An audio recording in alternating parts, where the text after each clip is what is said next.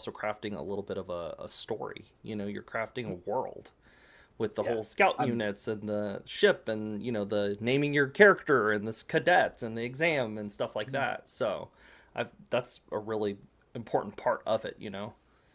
For sure. Yeah, Yeah. I'm big on immersion Yeah. in my games. With Trash Dash, you're playing as street animals.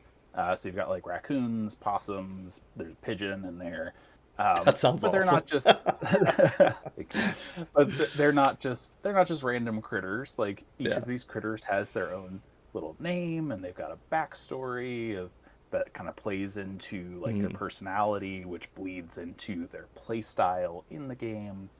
So even with like silly stuff like critters, like I'm very focused on creating that storyline, that lore that pulls players in and makes them care a little bit more about Yeah. like what they're doing. So even while in Starfront you're not explicitly learning about like who these cadets are and like the specific things about this planet, you can read into it, Yeah. like as a player, like you can relate to these characters, you can come up with whatever sort of story you want about how they came to the academy or what type of exploration they really like or Hmm. which equipment types they prefer to work with.